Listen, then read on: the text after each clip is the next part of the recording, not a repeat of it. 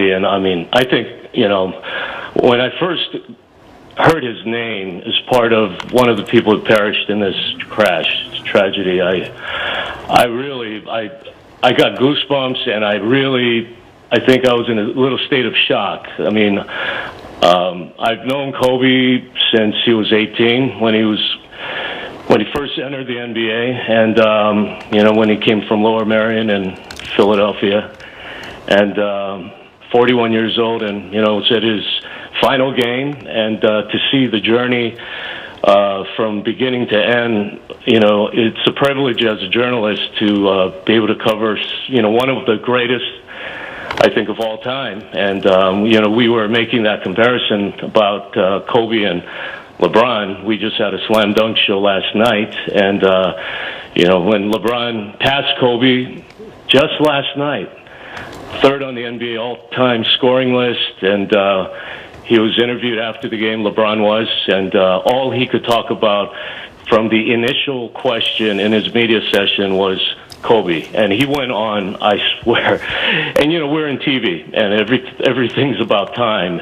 Time is of the essence, and he went on for a good 3 to 4 minutes, just initially talking about Kobe and paying such a tribute to Kobe, and talking about how incredible, and really you can't even believe the entire story, because LeBron grew up, looking up to Kobe, and when they played the All-Star game in Philadelphia, LeBron attended as a young teen, and Kobe gave LeBron his shoes. Wow. And later on, here he is playing in Philadelphia and breaking Kobe's record in Philly. And the last Instagram post, I think you guys probably mentioned already, was Kobe's Instagram post was basically, let's go to number 2, meaning let's, pass number 2. Believe number 2 is Karl Malone, I think, on the list, and Kareem Abdul-Jabbar is the top. But, just seeing that unfold last night, and then here we are waking up today to this tragedy. Definitely a shock. Rob, you've spent so much time with him. You were just talking about how you really saw him over his career. For people who didn't get to interact with him, the fans, really, what was he like as a person? Well, everybody knew, covering him, what kind of basketball player he was. He was tenacious. He was incredibly driven. He was one of the most hardworking athletes, period, across the gamut that you can imagine. I mean, working out at his home and all that. So the Kobe athlete, most people knew how hard of a worker he was. But as far as a person, he was extremely caring. You didn't really get to see a whole lot of that because, you didn't really get to pull the curtain and see what a giving person Kobe was. He and Vanessa opened up a foundation to help homeless kids many, many years ago, homeless kids out on the street. And he continued his ventures throughout the entire world. He wasn't just an icon here in Los Angeles. He was a legend throughout the entire world because he was a brand internationally and made his, annual trips to China and so forth. But, when he was off camera, a lot of times after you finish an interview with him, he'd like to joke around. He smiled, he laughed. He loved to have a good time. He was always that way. I mean, even with the media, he'd joke with the media because, on media day, it's just a sea of cameras and microphones and after he finished the interview because, he's such a big deal. And, obviously he knows that and that's why everyone's there for him. And then, he'll make little comments after, the final question and just make little jabs at the media. But he's laughing, he's joking. He was very playful, and I remember one time in San Antonio, I was on the Riverwalk doing my live reports, and we were covering the Lakers and the Spurs in the playoffs, and it was an off day for them.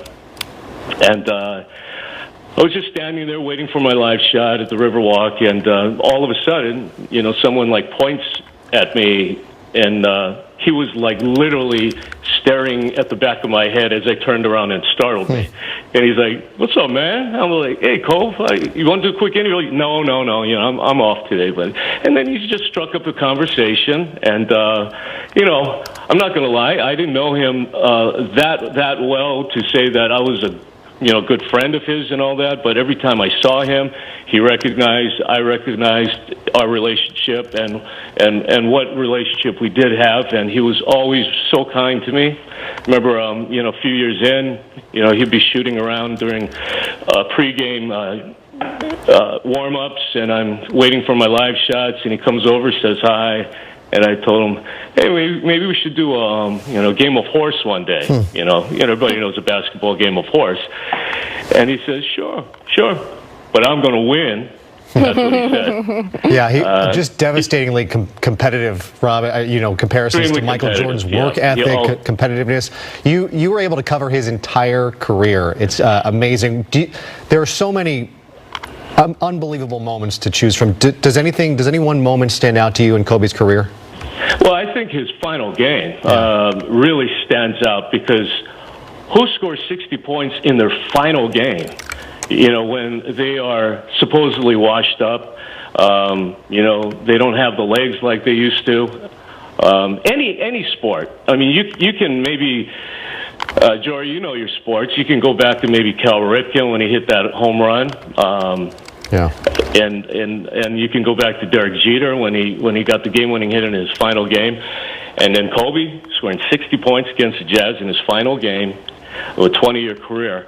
That was probably the most recent, obviously, but the 81 points against Toronto and the 62 against Dallas, which was only 3 quarters. He didn't play the fourth quarter because it was such a lopsided game. Those maybe probably, and his growing pains, you can even go back to his very first year when he was 18 years old. I was at the then Delta Center in Utah and covering the Lakers and the Jazz, and in the waning moments, Kobe was just throwing up three-pointers, and everybody remembers the air balls. And, it was a humbling experience for this kid that was just in high school the previous year. And I remember Shaq talking to him about, it's only going to get better. And of course, the Shaq and Kobe feud sticks out in your mind when you're covering them. Derek Fisher, basically when we go out to Laker practice, when this, and it was real. I mean, Shaq and Kobe, I mean, they were, they're both A personalities, and they were just always butting heads. And you go out to practice, and the one level-headed guy that you could talk to was always Derek Fisher. He was like the team spokesman.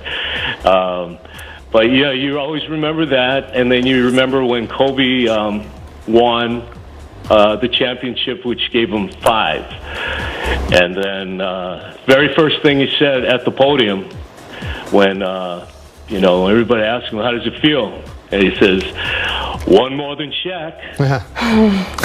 So, meaning he got one more championship than Shaquille O'Neal. And over the years, they, of course, ironed out their quarrels. And a lot of that just came in the heat of being part of a championship team. A lot of people thought that if they could stay together for maybe even 3 or 4 more years, they could have won 2, 3 more championships, but it wasn't to be. But, yeah, I mean, it's... I could go on and on because there are so many things that stick out in my mind. And just recently, last week, he was at the LAFC stadium, Bank of California Stadium. He's one of the founders of Body Armor, the athletic drink, and they formed a partnership with the Major League Soccer League, and that was probably the last time a lot of people saw him on TV because he was part of that day with the media. Yeah, and it's just so sad to think of what could have been. He had just begun his post-basketball career, had an Oscar-nominated, Oscar-winning won an short. Oscar. I mean, this guy could do it all. Rob, just really quick, the mayor, Eric Garcetti, has said something. He has a statement now. He says, Kobe Bryant was a giant who inspired, amazed, and thrilled people everywhere with his incomparable skill on the court and awed us with his intellect and humility as a father, husband, creative genius, and ambassador for the game he loved. He will live forever in the heart of Los Angeles and will be remembered through the ages as one of our greatest heroes. This is a moment that leaves us struggling to find words that express the magnitude of shock and sorrow we are all feeling right now, and I'm keeping Kobe's entire family in my prayers at this time of unimaginable grief. That is Mayor Eric Garcetti of Los Angeles. Really, truly, such a terrible impact here in the community, but like Rob, you have been saying, truly across the world. Oh, absolutely. Internationally, indelible mark he left here in Los Angeles, especially among Laker fans, among a lot of people who he touched, even off the basketball court, and all the kids that looked up to him, all the kids who are now 20 years old or maybe even more, who grew up watching him. And it was always a Kobe town. When it came down to Shaq and Kobe, people did take sides. And when Shaq left, it became a Kobe town, because he had the town to himself. Nobody can really, match that. I mean, even when LeBron came, he is the best in the game right now. He may go down as the best ever when it comes to basketball, but when it comes to Los Angeles, it's a Kobe town. And, everybody was kind of wondering if LeBron couldn't break Kobe's record, being the third all-time leading scorer in NBA history on the road in their Grammy road trip, which wrapped up last night in Philadelphia. They would come back and, of course, play a home game, and people were wondering, how would the crowd react if LeBron broke Kobe's record in Staples Center?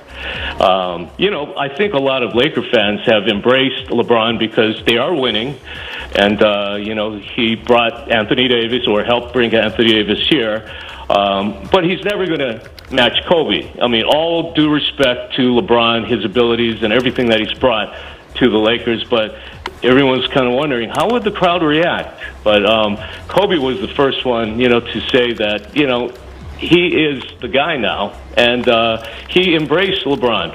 He even attended games this year. He was right there center court with his daughter. He embraced LeBron, actually giving him a hug after these games or during the games, before the games. And, it's just unimaginable, like everything that's happened in the last 2 hours. I can't details. We're all struggling for words at this point. Rob, thank you so much. I'm sure we're going to check in with you throughout the day and throughout this really painful week that has gotten off to a terrible start. Thank you so much. Absolutely. Information continues to come in. Adrian Wojnarowski from ESPN tweeted that from sources he heard that Kobe was on his way to a travel basketball game with his daughter Gianna at the time of the crash.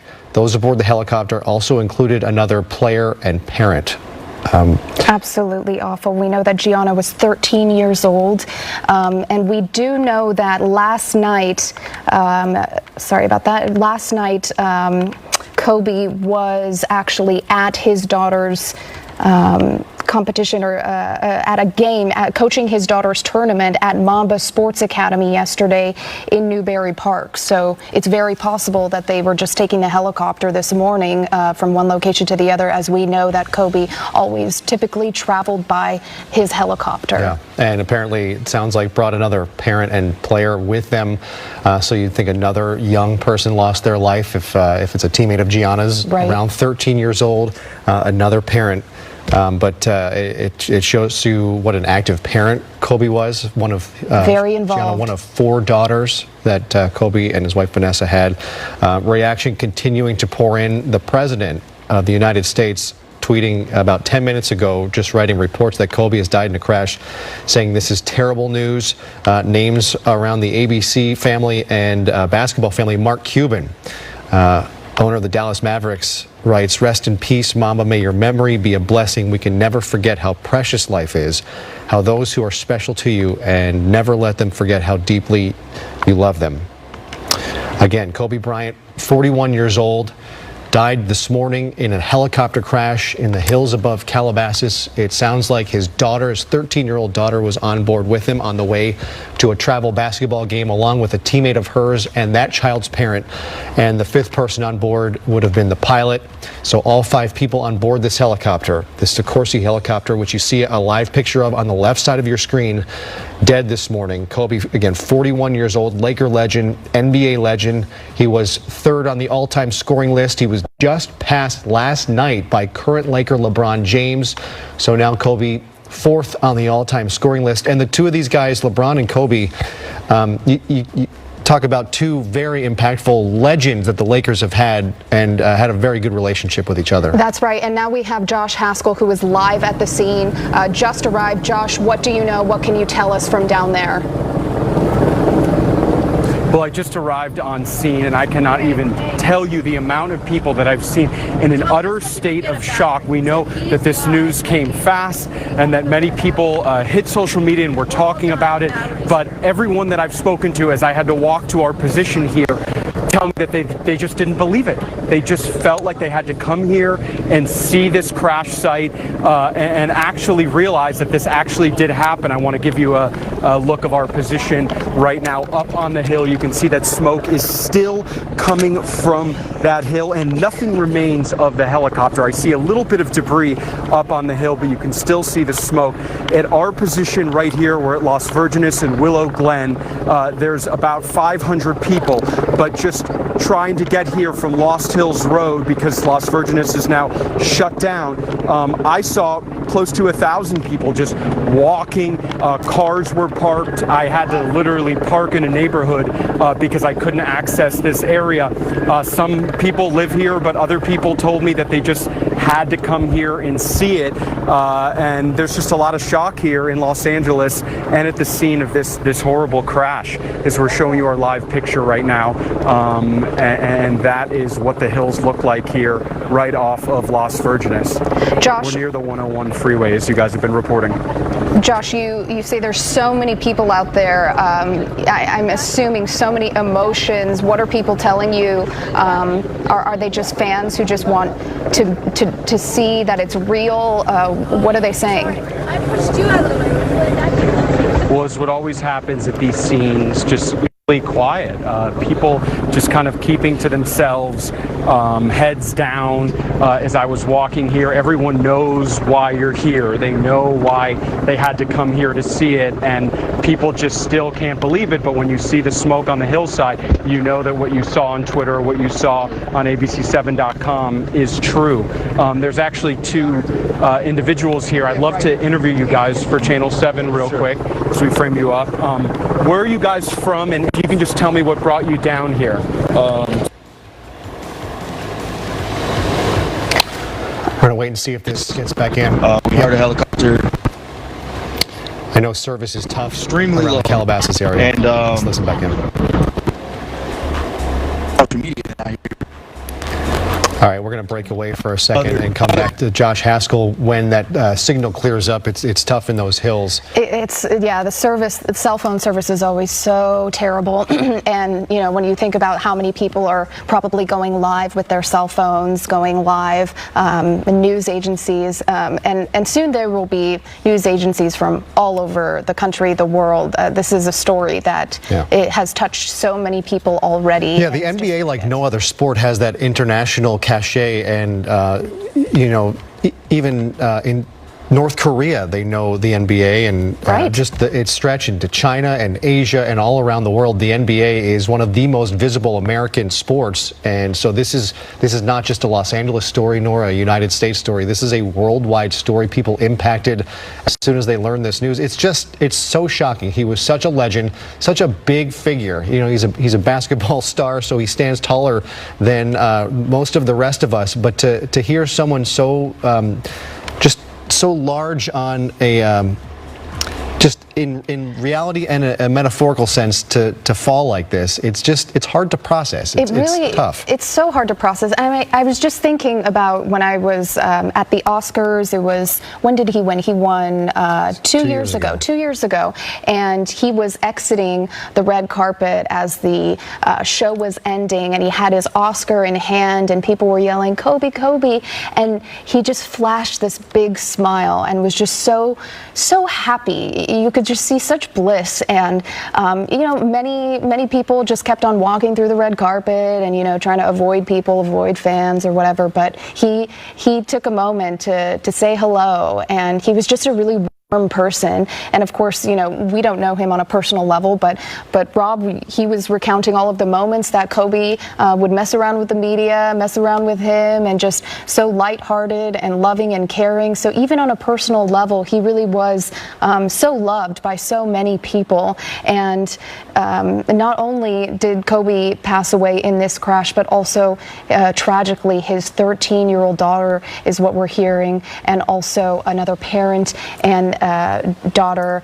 We understand that he was coaching his daughter's tournament last night, and of course the pilot as well, because there are 5 people who died in this crash who perished here. And on the way to a game today with his daughter Gianna, known as GIGI, Kobe said he, in his post-basketball career, didn't really watch the NBA until she took an interest and then began watching games all the time. Reaction continues to pour in from around the basketball world and around the sports world. Angels star and future Hall of Famer Mike Trout writing about 10 minutes ago, "My heart and prayers go out to the Bryant family and the passengers' families on this sad day. The impact Kobe had on the world cannot be expressed in words. Rest in peace to a legend and a friend." I know there's a tweet from Dwayne Wade that just is in shock, saying no, just in disbelief.